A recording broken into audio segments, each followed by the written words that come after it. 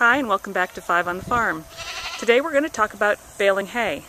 Now, if you would like to move to a farm, you're thinking about it and you're concerned that you have enough money to afford the property, but you don't have enough money to afford all of this equipment, there's another possibility, and that is sharing the task with a local farmer. That's something that we do. This is Devin. Hi. He comes and he bales our hay into these beautiful square bales for us. And then we made a deal with him where he takes a portion of the grass for his labor, a portion of the hay. So he's going to talk a little bit about this process because I really don't know anything about it. Okay, so Devin, what did you do before we got to this part, which is the baling? Well, we cut it. We use what different people call hay bind, mower conditioner, sickle mowers, that type of things. I have a hay bind. Go along, you cut it. He cuts it down flat, lays it in rows. Then you come back after about 3 to 4 days after it's dried, and you run a rake over top of it, rake it up into what they call windrow. And this windrow comes along behind, when you hook to the baler, you just run your baler right along the windrow, and that picks up the hay, pushes it into the baler, and then on out, and you have a square bale at the end.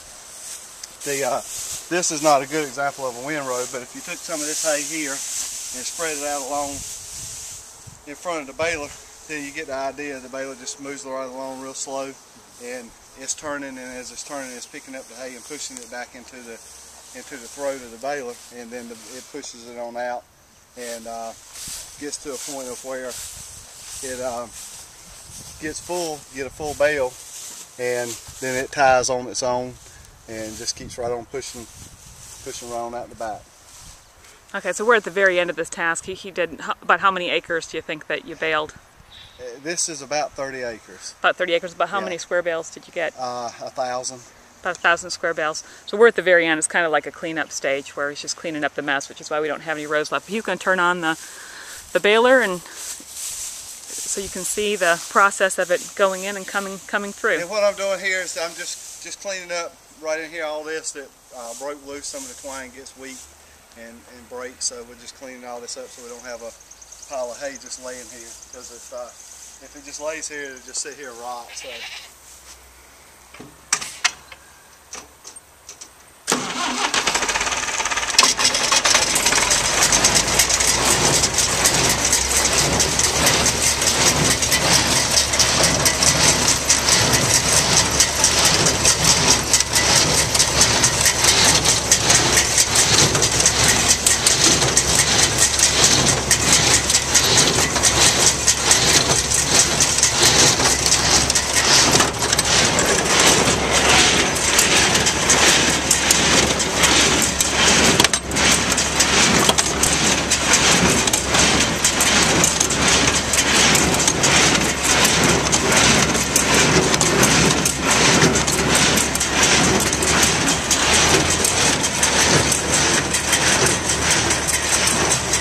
And then at the end, the hay falls off the end of this, and then you have to have people pick it up. Either it pops onto the back of a trailer, and then you have people straighten it up, or it pops onto the ground and people can pick it up and throw it on the back of the truck and haul it back to wherever you are storing it.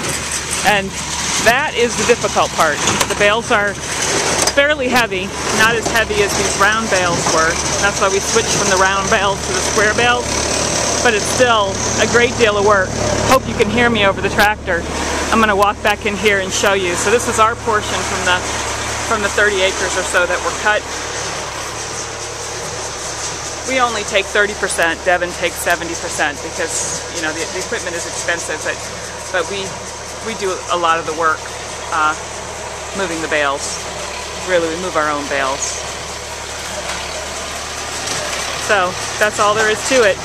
You can do, in some parts of the country, you can do 2 balings a year, 2 cuttings a year. That's what we can do here.